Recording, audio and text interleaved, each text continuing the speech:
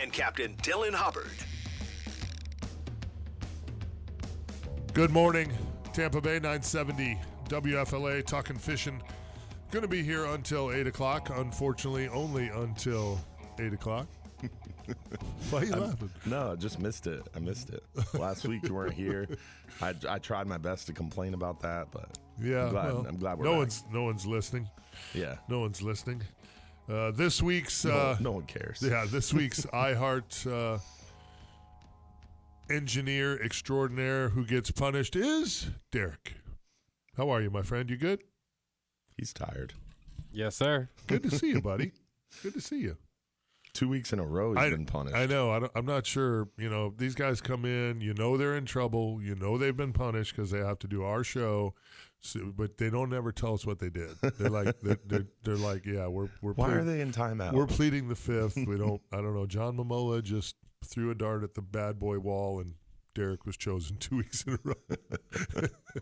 I get it. He must have done something really And what bad. the nice part is? They almost always lie, too. They come in and they put on a smile, and they're like, no, we're happy to see you. I'm like, there's no way when that alarm clock went off this morning you thought, hey, awesome, I get to go see Mike and Dylan this morning. This is going to be great. Yeah, there's not a lot of people deranged like us. No. It's like, oh, yeah, 4 o'clock? No big deal. Yeah, we're into it. It's a normal day. Yeah, right.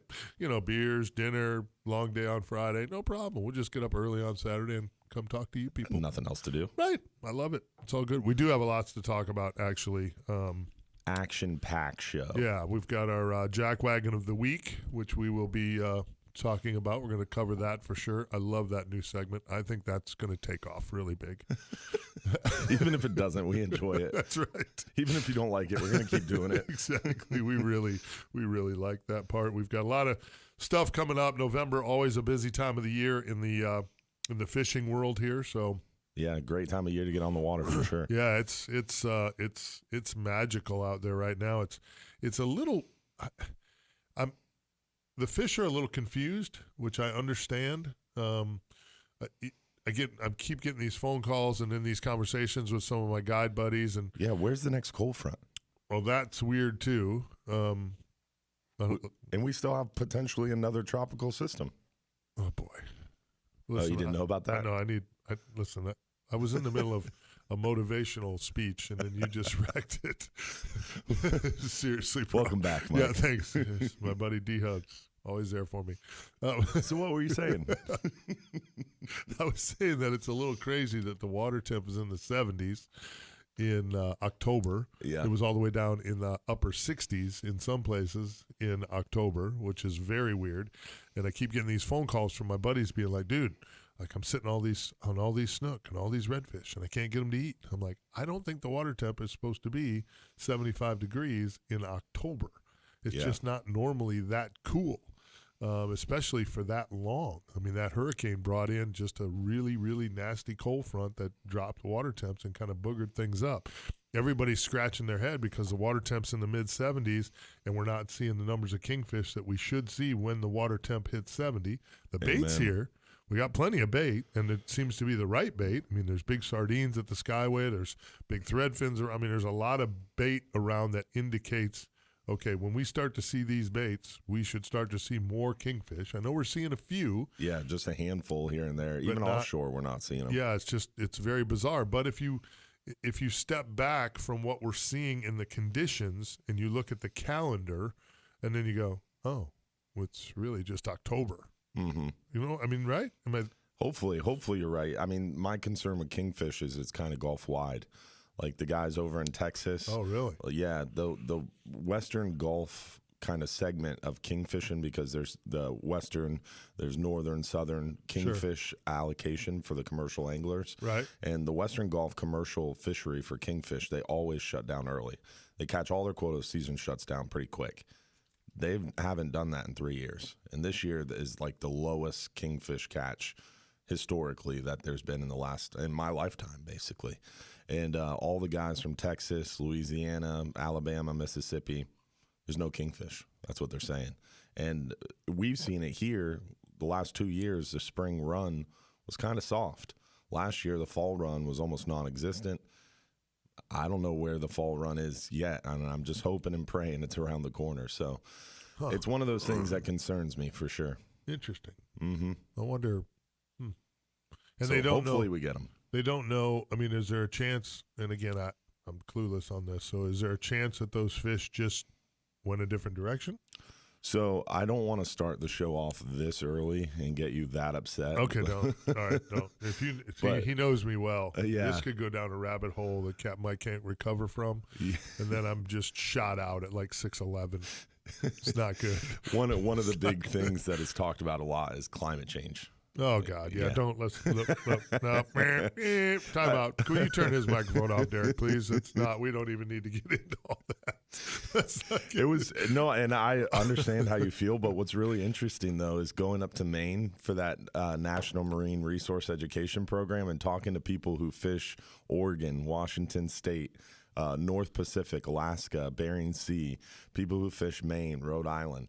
It's different there. They are seeing a warming trend that is ruining their fishery. Like in the North, or in New England, their anchovy fishery totally collapsed. That's because Brady left. No. Well, in It's all Brady's Alaska, fault. this year, there is literally no snow crab. There's no snow crab season. A bunch of their crab, like deadliest catch, that's not happening. That's not a thing anymore. The fishery's gone. Crabs are gone. And they're saying they either died because the Bering Sea is 15 degrees warmer than it should be. And it's the heat wave they're experiencing in the Bering Sea has either killed all the crab or all the crab went off, what they're saying, went off the shelf into super deep water. But they are not finding the crab. It's pretty crazy. Can't just use a bit longer rope. And what's interesting in the Gulf is we're kind of encapsulated. So like in South Atlantic, they're catching kingfish in Cape Cod right now. Cape Cod. And they've never caught kingfish up there. So they're actually running directed king mackerel trips in Cape Cod, which is something that hasn't historically happened. And they're seeing mahi push further north. And on the South Atlantic, on the east coast of Florida, South Carolina, North Carolina, those fish can just move. In the Gulf, fish can't go anywhere. They're just kind of stuck in this vacuum. But pelagic fish, amberjack, kingfish, cobia, they can swim, and they do swim. And those are the fish we're seeing really big problems with. So it's kind of one of those things that makes you think, I don't know, maybe there's something to it. Makes you think. Things that make you go, Yeah. He's not engaging, folks. I'm not. I'm refusing. He's ignoring me. I'm refusing to engage. Yeah. Well, all right. Yeah. It was worth the attempt. Yeah, it was no. That's like a 7:14 thing in the morning, not 6. I can't get all wrong. I'll bring it back up later. There you go. Yeah. Yeah. But it's interesting, and my brain goes down the track of, because I spent so much time inshore fishing. You know, last year I shot a what I thought was a ridiculously high-quality television show in Cedar Key. Yeah. For big snook. Mm-hmm. I mean, there was a time when I first started guiding here when we never thought about snook fishing in Cedar Key. There was a time you didn't think about snook fishing in Homosassa. Well, right. But and again, not that they were non-existent there, because if you talk to the old-timers, there's always been some snook there. Yeah. But not like they're seeing now. Mm-hmm. And definitely Cedar Key is another hop, skip, and a jump, a long jump from Homosassa yet. You know, you're talking about another hour and a half or so north. Yeah, it's pretty crazy. It's to be catching those big breeder female snook in 20 foot of water. Again, maybe it's all, maybe that's all together. Maybe it's all one big weird thing. Are you a believer? No. I'm fending that off for sure. Phone lines are open. Questions, comments, fishing reports, bring them right here. You know we want to chat with you. 1-800-969-9352. Interesting week from the standpoint of I got to fish Tampa a couple times, obviously, running some trips here, and then I was in Crystal River for some big trout. The big trout have moved in up there. Beautiful grass flats up there. It's not in full-blown crazy mode yet, but that cold front definitely pushed some big trout into their shallows. That was fun. Lots of redfish around. I caught a 30-pound AJ in 30 foot of water yesterday. Yeah, that one's a weird one. That one stands out to me. That's a weird one. Yeah. You had a weird day in general. Yes. And that's what's cool about fishing artificial reefs, but at the same time, you would normally see that behind a cold front, you know? Behind a big cold front, that's when you get all those species and a lot of diversity, and just you never know what you're going to catch when you drop down on a big piece of structure like that. But on a beautiful week, to have such biodiversity on a charter, it's pretty cool. Cobia, the cobia showed up big time. Yeah. It was just a weird. I kept thinking, okay, this has to be a big cobia. And, we definitely had a knife at a gunfight when it came to the tackle. I mean, I literally had the guy. I was just figuring we'd catch some mackerel, some jacks. That's what we had been catching there. So, just a 17-pound glass rod and 15-pound test. You know what happens when you assume? You get in trouble. Yeah. Assuming is not good. Yeah, it was just crazy. When that thing came to the surface, I thought, you have got to be kidding me. Yeah. That's nuts. Yeah. And then what else did you catch? We could there? top it off. Yeah. So, and actually it's not weird that we caught a permit there, because the permit get there from time to time. So I've caught multiple permit there. I've caught permit there many times. Not unusual. What was unusual is that I caught a permit on a long shank hook with a white bait on it. And with 30 a pilchard. pound. And 30-pound fluoro. Yeah, that one's and it's funny. It was funny because in the morning I pulled up to my boat and I got some offshore guys that are kind of around me, and the one guy was like, "Hey, dude, my stone crab guy gave me a couple of crabs, like 3 of them. Do you want them?" And I was headed to the reef, so I'm like, "Of course I want them. That's awesome. You're the man." And he goes, "Yeah, there's been some permit around." He goes, "I always use like 20 feet of 20-pound fluorocarbon leader, really small hook." I'm like, "Okay, yeah, that's what I do. It's all good. I get it." Permit are very leader shy. Yeah. Especially close when you get on these fish that are close to shore, because they see a lot of line, they see a lot of baits, a lot of pressure. So I did that. I got out there and rigged a rod up, 20-pound, a pile of it, real small hook, put a crab on, boom, we got bit. First thing, zzz, lost him. No big deal. But to catch one it's funny because my mate and the customer were looking straight down, and he goes, "I think it's a permit." I'm like, "It's not a permit. Okay? I don't know what it is." Don't be silly. Yeah, it can't be. It's not a permit. I mean, you got I'm the captain. long shank hook on there with a pilchard, for God's sakes. They eat crustaceans. They don't eat pilchards on long shank hooks. No, it was a permit, a very large permit. Yeah. Very bizarre. Yeah, it's a crazy day. We're going to revisit that location. My trip yesterday, because our jackwagon of the week, Captain Mike's jackwagon of the week, is going to come. Don't miss out. It's going to come from that piece of earth right there. So we're going to talk about that. Hopefully we'll hear from you as well. Again, phone lines are open. 1-800-969-9352. Talking Fish and Light 'em Up. We'll be back.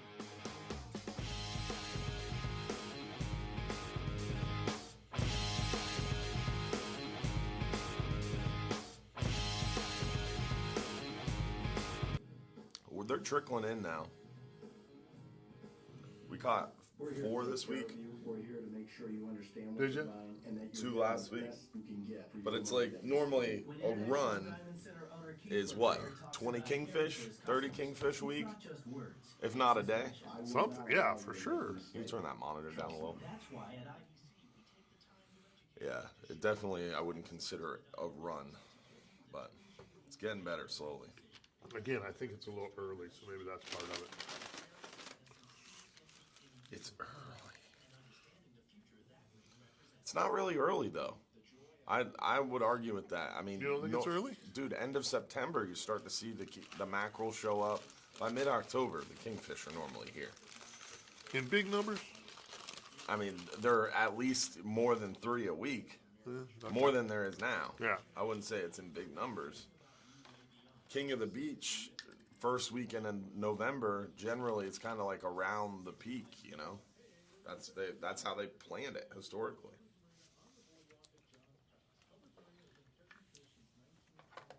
King of the Beach is next weekend.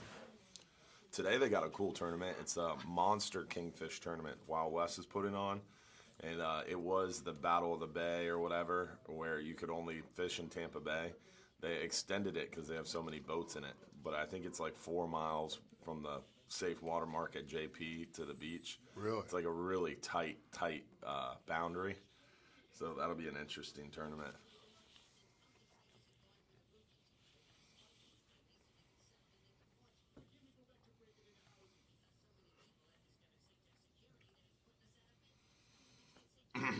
Everybody will be fishing on top one another. Yeah. So there'll be lots of jack wagons of the week next week. Oh, yeah. There we are. Oh, man. There we are. I didn't go to bed till like 10:30 last night. Yeah, me too. Which is not good. No. It's not good, Maverick. You know what is good?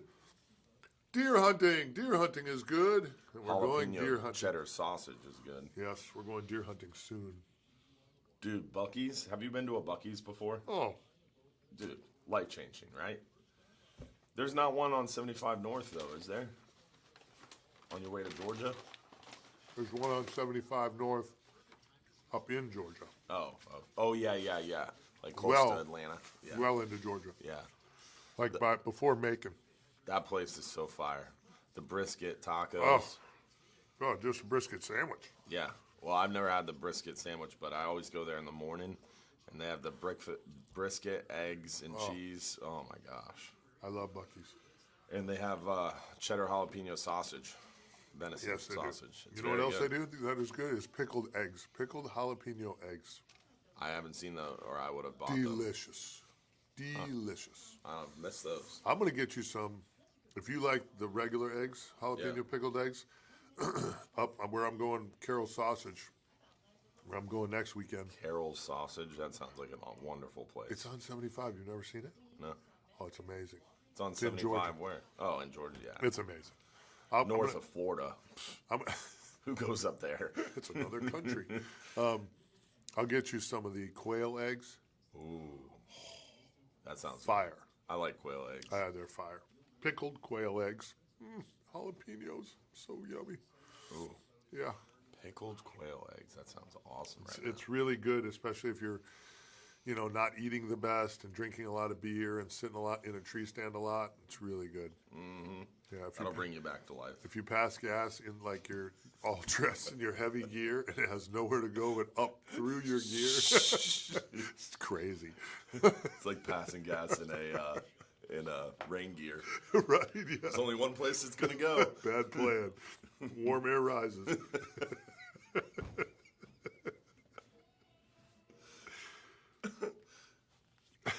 Welcome back. Hopefully you are. Hopefully you're not watching the stream. We have the live stream going here on the Hubbard's Facebook page and the Real Animals Facebook page. Always entertaining. We try to interact with you guys at the break, so We probably shouldn't. we probably not. Probably There's not. a reason they don't do it on Sunday morning. Now I'm learning why. It's totally. Well, we don't want Mahoney. You don't want Mahoney on that type of feed. That's Mahoney just crazy. unfiltered. Yeah, that's just crazy. Speaking of deer hunting, Mr. Mahoney is up in the woods this week, so He's getting it started. not Isn't it safe. opening weekend? Oh, wait, isn't it the first? the 15th, I think. The 15th. Yeah, I think it opened. I think it's been open. I don't really pay attention to the opening because it's always in October. I gotcha. You know you I can't don't make go. it. I could, but I don't go till it gets. I try to go in November when it cools down a little. I gotcha. I like it to be cold. I like a fire. I like building a fire when I come out of the woods in the evening and sitting by the fire and drinking a couple cold beers and grilling up some. There's something primal Meat. about There going is. into the woods and building the fire. I agree. Or on the beach. I don't really agree. care, but The always coolest, fun. the coolest thing about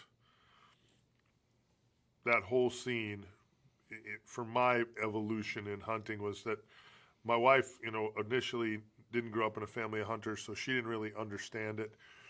And then I started hunting with my dad in Wisconsin for several years, and he passed away. And then I got in with a group of buddies, and now we hunt in Georgia and blah blah blah. So at some point in there, I was just grateful because you kind of disappear for a week. Yeah. We had kids and, Beth's at home taking care of everything, and I'm in the woods just doing nothing. And I, Does that make came you feel home. guilty? No, it did. I came home from a deer hunting trip, and I was like, "Hey, babe, I really, really appreciate that. It's kind of a silly week." And she was like, "No, listen. I didn't always get it, but now I get it because you come back from that trip like tweaked, like adjusted. Like you come back a whole different person. It's like a big decompression for me. Like I literally pull into deer camp, step out of my truck, and just decompress. Yeah. You know what I mean? It just Literally is. Yeah, disappear in the yeah. You woods. really just. It doesn't. I can just walk in the woods for hours and just disappear. And it's my time to recharge the batteries before we get going because January is always crazy. We start to, ramp up towards, the TV show always launches in April, so you're filming all year. You got all kinds of stuff going on. Gets crazy come the springtime. So, Amen to that.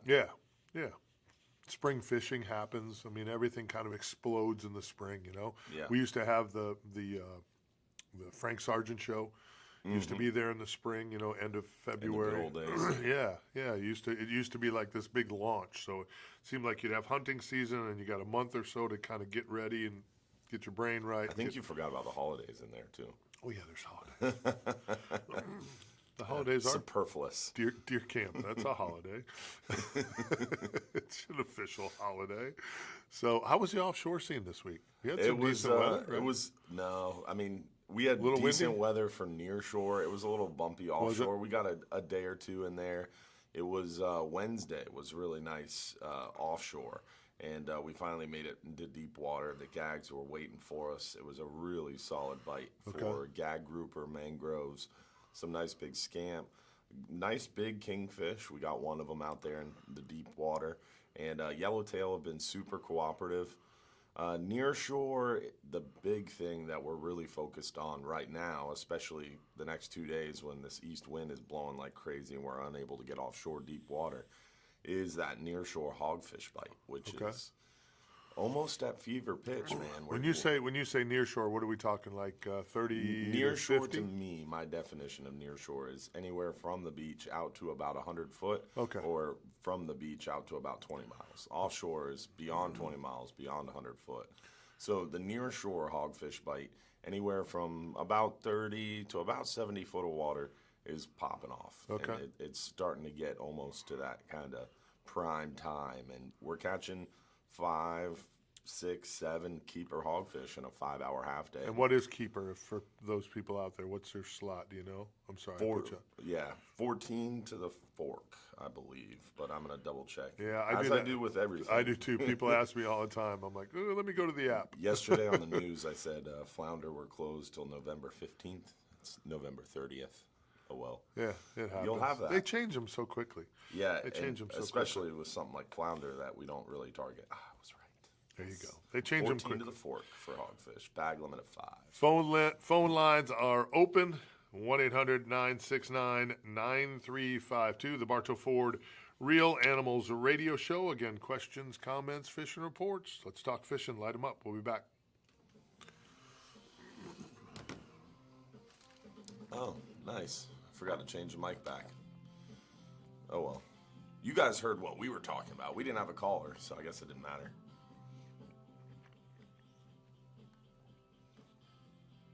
Oops. Somebody, Robert Watson, just said he just came back from the Upper Peninsula of Michigan. He helped drag a 300-pound buck out of a beaver pond on a bow hunt. That seems like a really big buck, isn't It's it? a big buck. They're growing big up there, though. UP, baby. That's way up north. It's about as north as you can get.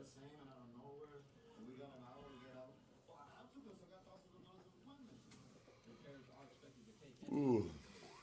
Buccaneers quarterback Tom Brady is having a very rough week. Yesterday, That's brutal, dude. Tom Brady's having a rough week. That's one way to put it. Tom Brady's worth $330 million. He'll be okay. He's going through a divorce. He's 3 and 5.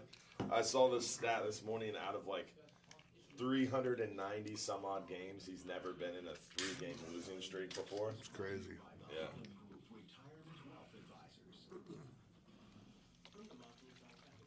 Well, that's all right. As soon as Giselle punted, there's a line of supermodels waiting for Tom's call, so he'll be okay. Even if they don't win another game, Tom will be just fine. He'll find something to do.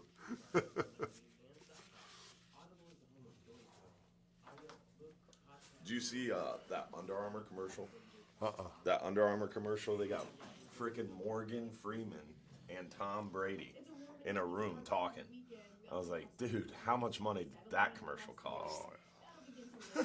Oh, he's under serious, massive contract with Under Armour. He's been Under Armour guy forever. Yeah, but Morgan Freeman too. Oh, I get it.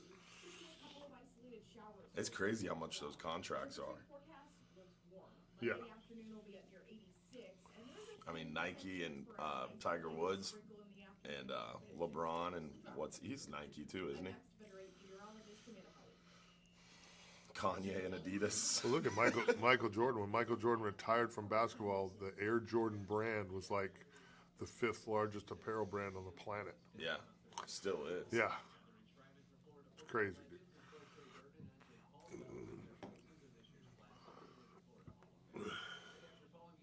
I mean, you look at a little company like Gills and just what they spend with me alone. It's crazy, dude. Yeah. Advertising. Yeah. The 2 best skills in business, or most important skills in business, is marketing and selling yourself. I was reading this book, and that's what it kept harping on. It was interesting. It's all about selling yourself, selling the product. Sell your brand, whatever that is. Mm-hmm. Been reading a lot lately. I like it. Yeah? Mm-hmm. Yeah, I read this book about like unlimiting your brain and trying to read faster and helping you read faster and understand more. And the author talked about how like some of the greatest leaders of our time and the smartest people read a book a week. Oh. I was like, a book a week? How do you do that? And the book teaches you. I read a book in a week. Did you? Yeah. I'm on my second one in 8 days. So pretty excited. Hopefully I can keep it up. Yeah, I ain't got time for all that. Gotta make time, dog. That'd be great. See, you gotta stop working out all those biceps and work on your brain. That is my brain, me working on my brain. Because if not, if I didn't work out in the gym, then the jackwagon of the week would cause Mike to be in prison. Exactly. But because I go to the gym, it keeps me calm when I see the jackwagon of the week. And I just let him know that he's a jackwagon. And I don't try to change him. I thought I almost killed, or I thought I was going to kill a kid last night. I was pulling into John's Pass. It was real busy. And this little, like, teenage jit comes up to the side of my truck. And I was trying to pull around, trying to be cautious. And he just freaking slaps the side of my truck as hard as he could. Because I guess he thought I got a little too close to him. Oh, sweet baby Jesus. Took a lot of restraint. Yeah. I just kept driving nice and slowly by and went away. Really? Didn't get out of the truck. It was in the middle of John's Pass in a wrap truck. With people everywhere. It wasn't going to accomplish anything. Wow. But it took a lot of restraint. You're amazing. The chances of me making it through that are not good. Not good. Not good. What happened over there? Well, that's a teenager. Really? Yeah, it's a teenage schmear. That's what's left of the teenager after he slapped my truck. That's what left. It's a schmear. See that stain on the ground? Yeah, yeah. A little bit of shit stain right there. That's a teenager who slapped my truck. See, what had happened. Why are you sitting here? I'm waiting for the cops to come get me.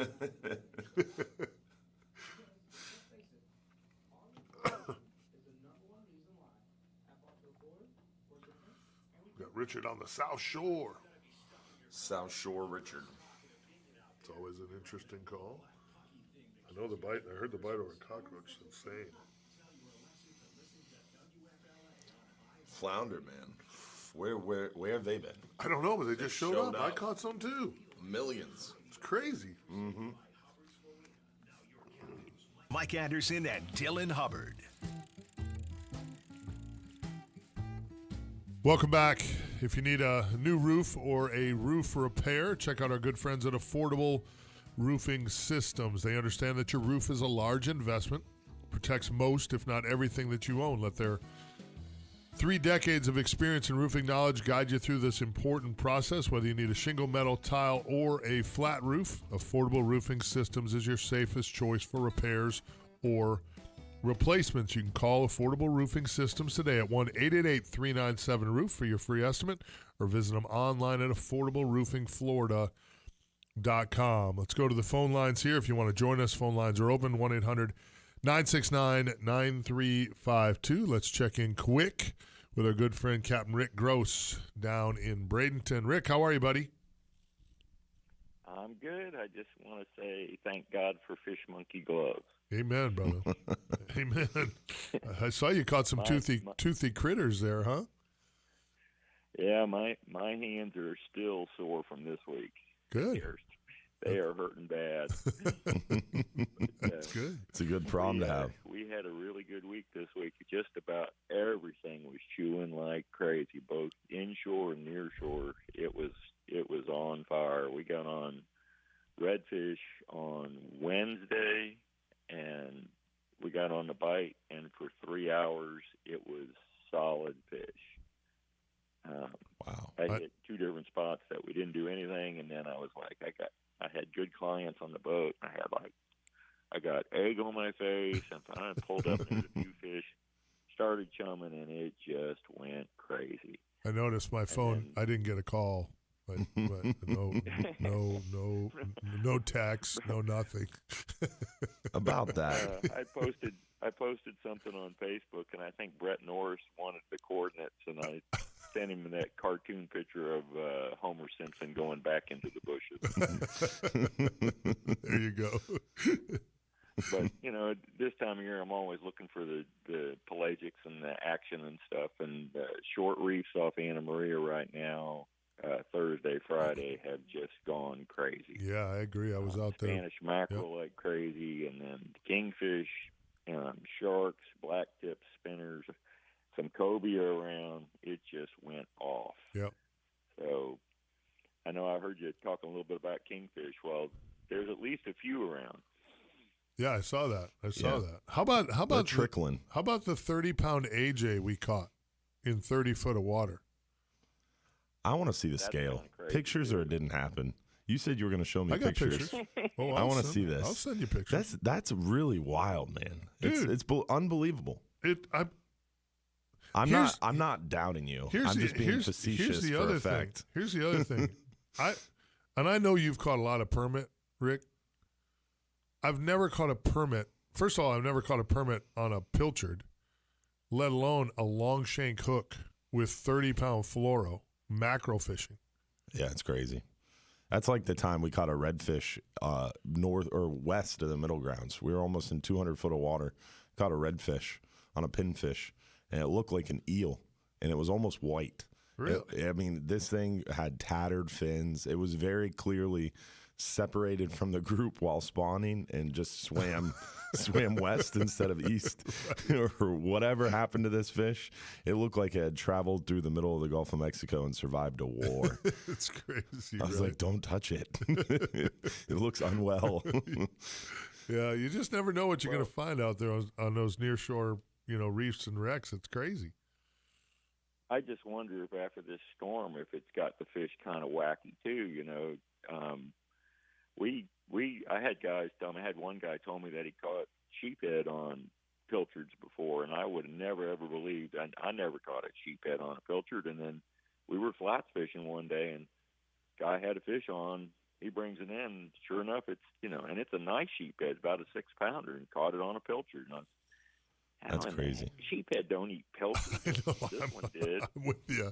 But, I'm with you totally. Yeah, and I just think it's kind of weird. I mean, some of the wildlife really got displaced. Did you see the thing off Anna Maria where there was an alligator off Anna Maria? Oh yeah. And What? Then, Yeah, a big one. Brett Norris also posted a thing. I guess he went out front and then came back in. And on the way out, on the jetty, on one of the bridges, there was a rattlesnake. I saw that. And when he came back in, the rattlesnake was there when he came back in. It was just sitting there on the bridge pilings, just chilling. Oh. Big old rattlesnake. I'm like, yeah. When you go to catch bait in the morning, Yeah. that'd be a little startling. Crazy to Mike see. loves snakes. Yeah, for we those had that listeners out happen there. One time when we'd had some really rough weather, and I was out trying to catch bait, and water was all milked up and everything, and I was looking and looking and looking. And I go, what the heck is that? And, I'm out on the flats out there off Anna Maria, and there's a rattlesnake coming across. And I said, wouldn't that be a wonderful thing to catch in the cast net? Oh, boy. Yeah, that would end my morning right there. That'd be Just over. throw it. That'd be over. Yeah. She gone. Yeah, let the rope go. Nope, not touching that Not one. today. He would have to even bite me. I think I would just have a flat heart attack, and that would be how I'd Yeah, no doubt. I'm with you, bro. cast net. I don't do the snake thing. Absolutely. Rick, I got some other callers lined up here. Tell everybody how they can get a hold of you down there and book a trip if they want to catch a bunch of fish down there by Anna Maria. Hey, Mike, I still think the best way is just go through real animals. My webpage is fishybusinessllc.com. And, hey, it's always a pleasure talking to you guys. One of my favorite people on the planet, Captain Rick Gross. You and your bride have a great weekend, brother. Appreciate you. See you, man. Hey, thank you. All right, buddy. Pickleball. He's a pickleball guy. Nice. Yeah. That alligator thing, we had an alligator in John's Pass behind a bunch of rain not too long ago. We also had one of those, That's crazy, dude. not a sturgeon, but I forget what it was called. Pike. I don't know. Some kind of weird freshwater fish. I'm not really good on freshwater fish. It's not But I your was like, specialty. what is that, a dinosaur? No, it was just a freshwater fish. But it was under the dock. It Same was weird. thing.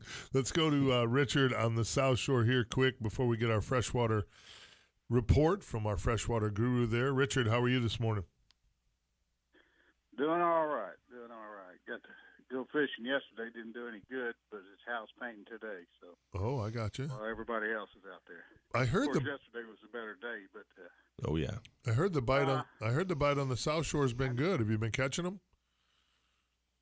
I've heard that mostly on the programs here, but I haven't had that great a year myself. I haven't got to get out as much as I would like to, but I've been out there often enough. It's not been an exceptionally good year for me fishing back in these little creeks and ditches and such. Huh. Okay. Well, hopefully that'll change maybe as this, weather continues to cool here and some fish push back that way. Maybe it'll get better and better for you. Well, I believe it will. I know what a stickler you are, Mike, for not passing out misinformation on the show, so I kind of want to bring something up. It was within the last 2 weeks, and I don't remember if it was a Saturday or Sunday show. Okay. But I heard somebody say that over 65, although a fishing license is not required, a snook stamp is. And I didn't check it out right away, but I did a little looking this morning, and from what I can see, a snook stamp is not required. It appears that the only stamps that are required are perhaps a federal waterfowl stamp or something. Okay. You guys might check that out a little further. Yeah, and you know what? I never even thought of that. That was me all on that one. That that? was a Saturday. And under 16, over 65, if you're a Florida resident, you don't have to have a fishing license, an FWC fishing license, but you have to have your state reef fish endorsement. I know that, and it's free to get, and you have to get it every year. I thought a snook stamp was also something you had to get, and I was talking to someone who thought it was as well, but. You know what? Now I'm going to look into it. Yeah, and I'll be the first to admit I was wrong. That's a great catch on your part, Richard. And I'm not sure. Like I said, we'll try to dive into it. Yeah, we'll try to dive into it and see what the deal is. Speaking of that, I just got a duck stamp this week because I'm going to do some duck hunting in Crystal River in December. Right. Nice. From what I could read, and I'll have to check it out because I should have looked for lobster too, but it indicated that any saltwater that you didn't have to have license permits. It didn't specifically mention stamps, but one section it did say this does not. You still have to have if it's a federal stamp. So check it out. Okay. Now, I'd like to have about a half-hour discussion with Dylan on global warming, but I really don't have the time right now, so we'll have to do that some other time. Hey, I didn't say that. I said climate change. I didn't say global warming. Richard, you're the You best. say tomato, I say tomato. You're the best, my friend. Well done. We appreciate you calling in as always, buddy. Good call. See you. Thanks, partner. That's awesome, dude. That's so funny. I love our listeners. Let's check in with our good friend Ron out at Ron's Tackle Box in beautiful Lake Alfred, our freshwater guru, giving us our freshwater report. Ronnie, how are you? Doing great this morning. The specs are on. Let me tell you, it's early, Already? but they're. I was just gonna say, really? Yeah. Last week he was talking about it too. Really? Oh yeah, it's been really good. Every week is getting better. It's every night that it's cool, cools that water down, and that turns them on. That's crazy. So all these lakes out here are on fire right now. So people that from the north that don't know what a speck is, it's a crappie. Interesting. So come down here and enjoy it. 554 lakes out here in Polk County you can fish in. Are they catching? They're all loaded. Are they catching them all? On minnows? Are the jigs starting to work already? Yeah. Right now, your minnows are the best. As it gets colder, the jigs seem to work well. Okay. Your chartreuse, your pink, your white colors are the best. And it's been really good. Some big slabs right now. I have some people one lady come in. She got 15 dozen minnows, and she went out for the evening. And next day she come and got 20 dozen. She said she ran out. Wow. So it's really good. Nighttime is better fishing, but daytime is turned on too. Nice. Okay. So I didn't get any bass report this week at all. That was real surprising, but a lot of speck report. Well, real good. To me, when the speck bite's on, I can't imagine if I lived out there, I would care about the bass bite. Speckled That's person. usually, They taste Mike, so that's good. usually when you catch the biggest one. Oh, okay. Biggest Well, bass when you're speck fishing. that makes sense. Yeah, that makes sense. When they eat a Oh, speck. yeah, they're chasing the specks. Yeah, I get it. I get it. It's a cool time of the year. It as a matter of fact, I just looked up. I put the Dubro fishing rod racks in my garage, so the whole roof of my garage is now covered in my rods. And I was just looking at my spec rigs last night. Mike has a beautiful garage, folks. I was just wanna looking. point that I was out. looking at the spec rods last night, thinking it's almost time to spec fish. When you're saltwater fishing and you catch a fish and it gets eaten by something like a shark or a Goliath or a dolphin, Yeah. it's so annoying. But if I was speck fishing with 4-pound test You caught and a big bass. 10-pound bass ate that speck, oh my goodness. do it. Now we're talking about depredation I would like. It's a whole different game, dude. Yeah. Whole different game. Mike, you got to get a hold of the Watts brothers because they're great spec fishers. I was just thinking that. It's funny you said that because I was just thinking about texting Brian and Greg and saying, "Okay, boys, where are we going and when we going?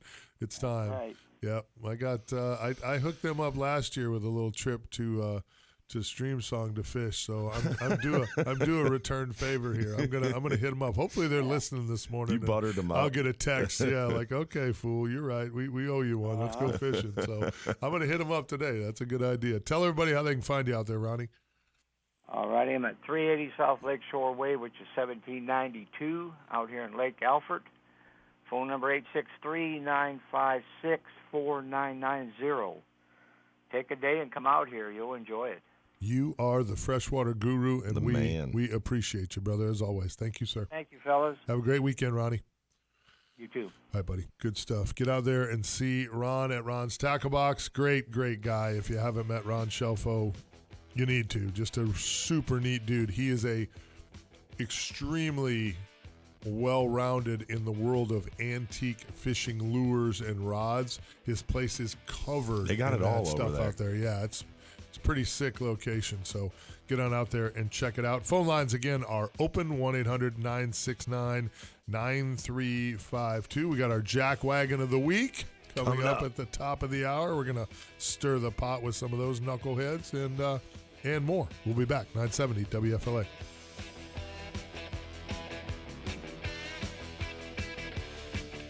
Yeah. Spot on? Yeah. You don't need it, So, or you don't need it? Under the age of 16, over the age of 65, you don't need a fishing license, as well as you don't need a Florida waterfowl, migratory bird, deer, turkey, snook, spiny lobster, archery, crossbow, muzzle loading, and management area permit. So you're exempt from pretty much almost everything. I know the state refish endorsement, though. You're not exempt from that. That's the one thing you got to get every year. If you're under 16, over 65. Well, basically, So I misspoke. Richard, you were right. Thanks for pointing that out. once you hit 65, you can just do whatever the hell you want. Right? You're almost there. I am. Not far off, you jackwagon. This week's jackwagon of the week is Dylan Hubbard. You could sit on the porch. No, I mean, I truly and honestly look forward to that point in life. You know, you've done so much, you've experienced so much. Now it's time to just enjoy life and not give anything, not give any cares in the world. Go to the grocery store wearing pajamas. I love older folks that come fishing with us that have been doing it for so long, and they just so laid back and no cares in the world. They're not rushing anywhere. So much nicer. Osra Sanchez on the Real Animals feed says, can't wait for the jackwagon. Big O. He also said 2 comments previous to that a woman got ate by a boa constrictor overseas. What? Yeah. He said a boa ate a woman. She was lost for 3 days, and they found a huge snake with a big old bulge, and it wasn't Waffles. Really? Yeah. And then Joe Key, what about that? You skipped over that comment, too. Joe said he was 20 miles off Anclote, and a rattlesnake came up to the side of his boat. They had to move away to get it from coming in the boat. I would have brought it in the boat. What? Put it in the cooler, let him chill out, bring him home, release him. Rattlesnakes are good for the environment, dude. Oh, here we go again. Yeah, you're right. It's part of the food environment chain. needs more boots and belts. Snakes are awesome, man. I like snakes. I would have a pet rattlesnake if it wasn't so hard to get one. That'd be great. I had a pet snake for a long time, and I wanted a venomous snake, but they're almost impossible to get now. It's harder to own a venomous snake than it is a fully automatic weapon. America!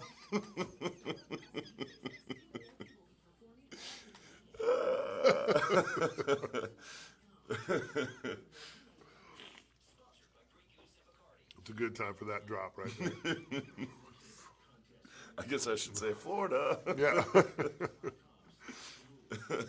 Ron DeSantis, baby. Yeah, man. Oh, my God.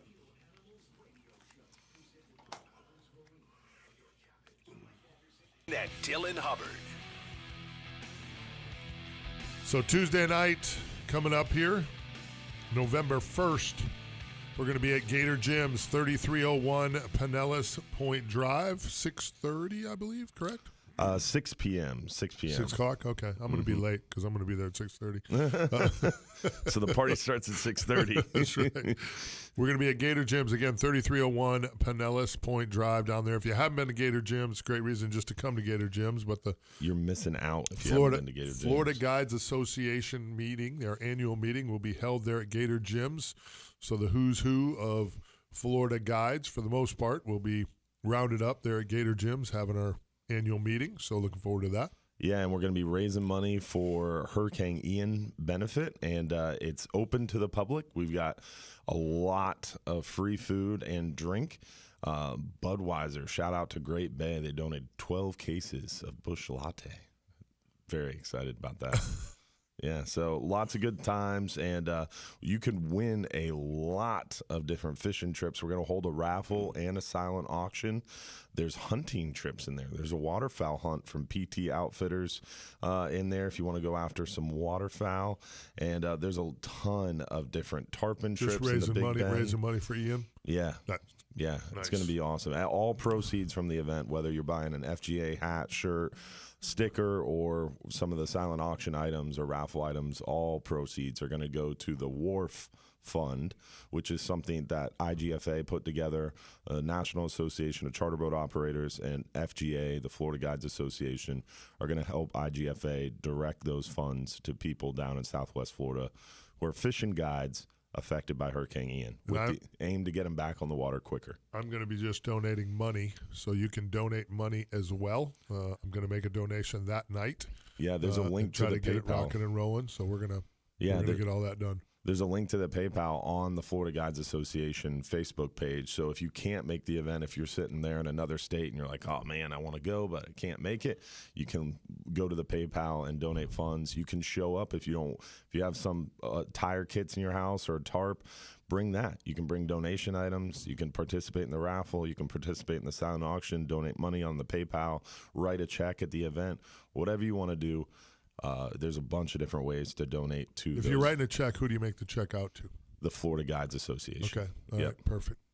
That's what I'll be doing because PayPal sounds stupid. I apologize, Mike. I should have known better. That's right. That sounds stupid. So that's going to be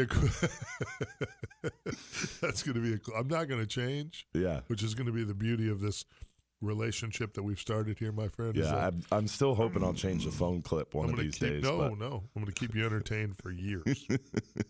It's my job. At least for a couple, till we turn this whole thing over to Dylan, and you're stuck with Dylan yourself. So November 1st, we're going to be there again, Gator Gym, 6 p.m. Come on out and join us. Enjoy some cold beer.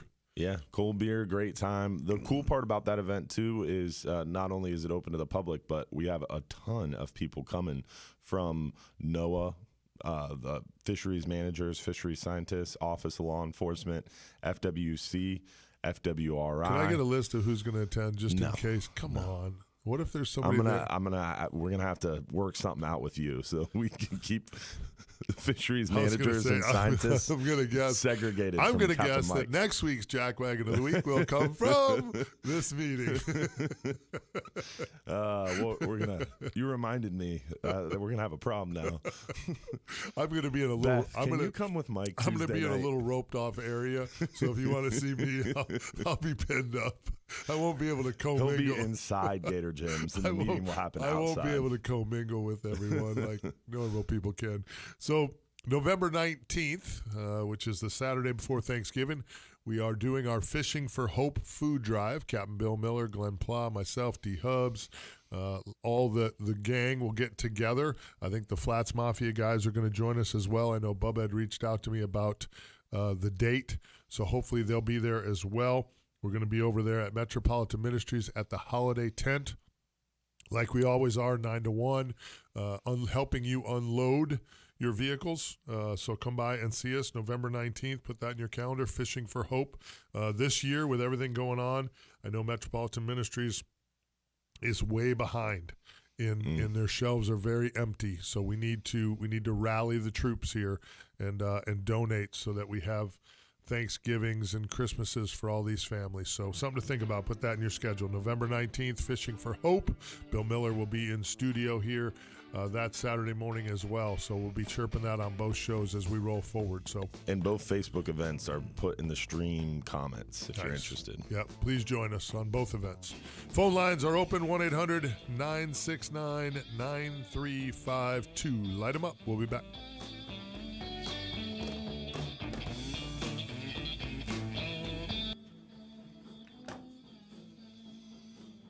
The preceding program was paid for by Real Animals Fishing.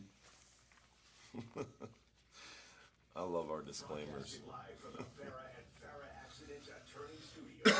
WFLA Tampa. WXTV-HD2 Clearwater. Download the free iHeartRadio app for all your music. Yeah, the worst part about these new Facebook pages is now when I comment on it, when I comment on it, it doesn't show up as real animals. It shows up as my personal Facebook page.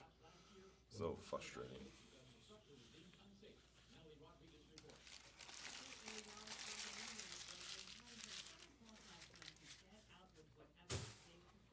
Always got to change stuff up. Oh, Facebook, every time they do, they screw it up. Yeah. It's classic.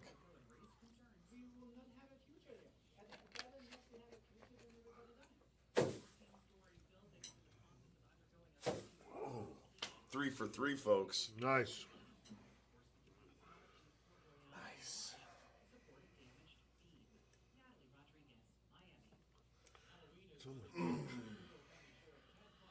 Or a rabbit. The rabbit's on the porch. Rabbits on the porch, what do you mean? It's our front porch with a bunny rabbit on their porch last night. Yeah. He's been in the backyard a little bit. We've seen him in the backyard. We have a cat that keeps coming in our backyard and pooping because we have that turf in the backyard for the kids. And so, like, it's all nice and clean back there. My wife works really hard to keep it nice because we let the baby crawl around and stuff, you know. And this cat keeps coming in the backyard and pooping on the turf. My wife is so pissed. The other day, I heard scratching at the back door. I'm like, what is that? What is that? Is that scratching? I opened up the back door and the cat ran in the house. Oh. My wife was furious. Don't you have a big dog? No. And that cat lived. I thought you had a big dog. We did. Unfortunately, had to. We placed him into a neighbor's house that takes care of dogs and stuff because of the kid.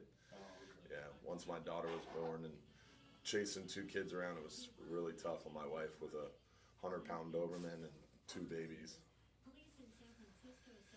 So this family who has a 14-year-old and loves dogs took him. Oh, nice. Yeah, they got a big dog run in the backyard. They live on a lake, so he's happy. I get it. Yeah, it was.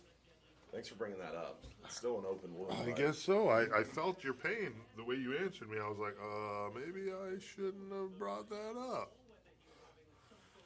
We My wouldn't bad, have a huh? cat problem if we still had the dog. Joe Key says, good shot. Must have seen us throwing stuff in the trash can. What's up? Sammy Padilla said you should have shot the cat. That's what I was thinking. I'm like, with all the firearms you have, I'm surprised your wife didn't shoot the cat. She tried. She would have. No, it's like someone's pet cat. It has a collar. Oh, Whatever. that doesn't mean it's not a shooter.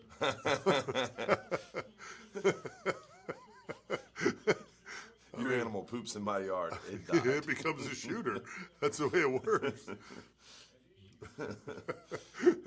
Why'd you decide to shoot the cat? It took a dump in my backyard. Party's over. Good night now. Dude, how about this? You wanna see Mike's vein in his head bulge out, boy, guys? Here we go. Oh, the red tide. Oh. Dude, that is expansive. That's Bradenton down to almost Marco Island. Nice. Not great. Nice. My dad. That popped up. It was super concentrated right there at like Cape Costa. And I'm like, dude, this isn't good. This is exactly how that 2018 red tide started. Right after Irma in the fall, right before winter. It was like, oh, it's wintertime. It won't survive. It'll go away. I'm like, well, the 2018 red tide proved that it's possible to persist through winter. And this thing's spreading way faster. That's scary. Great. Not great. I love our municipalities. Could you send them? Maybe you guys could get on the horn and like send some emails and see if we could just put some more poop water. Like if we could just dispose of it right into the bay again. That'd be great. Told you his vein would pop out, guys. It's not. I'm not popped. I'm being nice. I'm like, look, we just call them now and say, hey, every 2 or 3 days, why don't you guys just discharge a bunch of poop water into the bay? Help us out, you losers. You filthy animals. You're doing such a great job. Your leadership is impeccable. You better go vote. Vote no losers.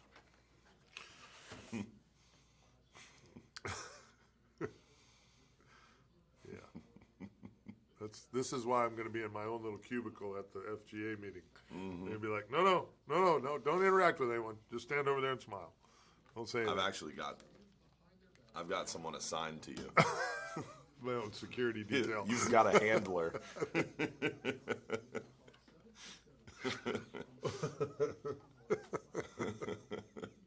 Gonna put Bobby Woodard on me. Poor Bobby's gonna be like, I'm assigned to you, Mr. Anderson. Keep your mouth shut. You're gonna have to walk this way, sir. Keep your mouth shut and smile. That's it. You're only allowed to smile. Yeah, I gotta call Beth after the show. I'm gonna need you to show up Tuesday night.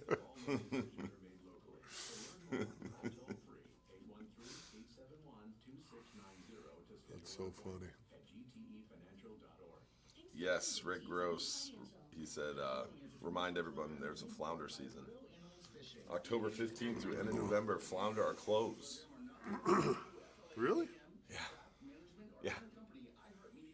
See, that's why we need to remind people. Wow. Radio Show, your weekly voyage into Florida fishing. Presented by Hubbard's Marina. Hosted by Captain Mike Anderson and Captain Dylan Hubbard. So is this where we get to do the jackwagon of the week? It's your time to shine, buddy. I know you've been excited I about am. it. I'm excited. I'm excited too. You know what's amazing is it's amazing the amount of times ever since we brought up this jackwagon of the week segment, which is near and dear to my heart. It's your segment. What do you mean? Of course it is. It's near and dear to my heart. It's amazing how many times a day, no matter where I'm at, like I run into candidates. Mm-hmm. It's crazy. Yeah. Like they're everywhere. It's like they know. Like jackwagons are everywhere. Like we're covered in them. Like it's a epidemic. It's an epidemic. Not a pandemic, but an epidemic. Like they're everywhere. It Like might be a covered pandemic. We're covered in them. The It spread might be. of jackwagons. It might be. You're right. It might be. We'll know after November. That's his thermometer. We'll know. So this week's jackwagon of the week was the we're going to keep it on the professional side. Oh. The professional charter captain that was for some reason high-speed trolling all over the reef, very close to the boats the other day. He's officially our jackwagon of the week because he should know better. The trolling too fast guy. Trolling Don't too be fast that and guy. too close. Yeah. Like, what are you doing, bro? Yep. I mean, there is an ethics to fishing, and there's a logic to it somewhat. And, I mean, you don't troll that close and that fast. First of all, why are you trolling at 14 knots? That's the for craziest kingfish? thing I've ever seen. I was like, I'm looking at it, and the dude's like got his charter business like draped all over the side of this big beautiful boat, like he, So like wait, he's super professional. Jackwagon of the week segment, and you're not gonna name the charter boat? No. No. He is keeping it professional, Yeah, guys. no. There is a limit. I'm not going to call him out quite to that extent because, but I was embarrassed. He was for him. close though. I felt bad for the people in the boat that were just like drearily staring out the back of the boat, hoping he could catch. He would at some point snag a wahoo or something in 30 foot of water. And you know what's really funny about this, folks, is the jackwagon of the week that Mike is talking about was also the same story was brought to me by two different people. Our bait guy who was out there fishing was talking about the guy at the reef who was trolling too fast and too close to other boats. It was crazy, dude. And then someone else called me about it and was talking about the boat trolling too fast and too close to other boats. So I heard this same story from three different people. That's how you know he was the jackwagon of the week. He is. I mean, officially. We're going to need to get some music going or something for this jackwagon segment there, Derek. That would be good. We need a little jingle. Like an open and a close. We'll work on that. I'll work on that. The jackwagon of the week I segment. just don't get it. I don't get it. Later in my trip, we had a guy. There's like 4 or 5 guide boats. One of them might not even have been a guide boat, but everybody was kind of lined up on the reef. But sorry, before we get off the subject, now I'm curious. So for those listening, especially people who are wondering, who are newer boaters, what's too close when we're trolling? I mean, to me, it's respectable distance, 75, 100 yards. You want to try to give people. But if you're fishing something like a reef, you want to troll close to the reef. So what's respectable in your mind? Pistol range. Well, an FNH 5.7, that's a couple hundred yards or a couple thousand yards. There you go. So you want 1,000 yards distance. No, it doesn't have to be that. He knows he was too close. But what's too close? That's what I don't know. I mean, put a number on it. Probably 75 yards, 50 to 75 yards. That's a little too close. I understand what he's doing. 100 yards. I understand what he's doing. Yeah. And I understand the concept. And I get it. We're chumming for you. Yeah. So I get what you're doing. And I see you working. And if I'm trying to hang a big kingfish, I'm trolling. I'm not anchored up. I'm trolling. Yeah, covering water. Right. I'm covering water for targeting just a big kingfish. But also, you're slow trolling a big mackerel. But I'm not, dude. I'm telling you, homeboy was waking us. That's how fast he was going. I'm like, dude, what is he doing? Like, that doesn't make any sense to me. Like, so 100 yards away gets you out of jackwagon range. And to be fair, I didn't come in here, Mr. Know-It-All, offshore kingfish guy, because I'm not that guy. Yeah. I did ask you. You did go very humbly into I'm like, dude, we don't high-speed troll for kingfish, right? I mean, is that like a new thing? So like, that's maybe the other part of it is we talked about how close is too close. I would say speed-wise, if you're trolling live baits, it's like almost no speed to about maybe 2-3 miles an hour. Dude, I'm in and out of gear. Yeah. I'm trolling with the tide, and I'm bumping in and out of gear, basically keeping your right. You're basically keeping your line tight. That's it. That's all there is to it. And then trolling spoons, trolling planers, trolling lip plugs, maybe 8 knots, 7, 8, 9 is pushing it. But, I mean, going 12, 14 knots through a reef, dude, 50 yards away from people. And you know what's beautiful? The beauty is that somebody else called you. Yeah. So it wasn't just me looking at it and go, dude, what is this guy's problem? Yeah, no. Too fast, too close. But I wanted to define what was too fast and too close. I should get people who were wondering. I should get some points too, because there were no hand signals involved. Like, I didn't send him any, supportive messages via hand signal or anything. I didn't do any of that. So you want kudos for being a professional charter captain? I stayed calm the whole time and just looked bewildered at his jackwagonness, because he was a jackwagon of the week. I feel like on your TV show you need the jackwagon of the week segment, or just like a segment, like a cutout of like, here's us filming on the water, here's all the cool fish we got, and here's when Captain Mike exploded. Here's our jackwagon of the week. Now, we did have a guy. I would watch it a lot more often. We did have a guy pull up on us, like into our chum slick. Like, the tide going out all morning. You see all the boats set up. All the guide boats are kind of set up. One of the boats might not even have been a guide boat. We're all fishing the reef kind of together. Nice. And a guy pulls up, like literally comes from the west and literally rolls up on our transoms. And I'm thinking to myself, kingfish, sharks, a lot of the stuff we catch here makes long runs. Mm-hmm. What are you thinking, bro? Like, you're just going to roll up in our chum slick. And you could kind of tell it was a weekend guy. It didn't seem to be a professional charter boat. Looked like two couples on the boat, just, might even been a new boat. Who knows? Obviously a new boater. And I didn't say anything again. We hooked a big shark. We ended up headed towards him. He had thrown his anchor. He had Gilligan the anchor and thrown out an anchor rope. And luckily, the big shark we had on did not get in the anchor rope, so I was able to keep my cool when we got really close to him. And the guy came up front trying to, picked up his rope and was kind of looking at it, trying to help us if he could. And I'm like, hey, bro, that's why you don't roll up on the transoms of all the guys that are fishing. We had an east wind. Obviously, the tide's going out. Everything's coming this way. That's not the proper way to set up. And he seemed to be appreciative of the kind words. Help. I was trying to help him, because sometimes people don't know. Yeah. Homeboy just didn't know. Yeah. So I thought, you know what? I'm not going to light this guy up. And that's why he wasn't the jackwagon. That's right. He was, He acted like a jackwagon, but didn't know any better. A little bit of a jabroni, but not. Jabroni of the week. There's a new segment. Jabroni of the we can week. have one each hour. That's second place jackwagon for those of you who are wondering. Captain Mike Runner Turns. up. Runner up. Let's go to not a jackwagon and not a jabroni. Let's go to our good friend Captain Jim Fogel, who is going to save this whole segment with a quality safe boating tip of the week. How are you, Jim? We're good. We're good. Very entertained. Good. Very entertained. Yeah, listen, I want to talk about something that doesn't occur all the time, but when it starts getting cold, duck hunters start getting out on the water.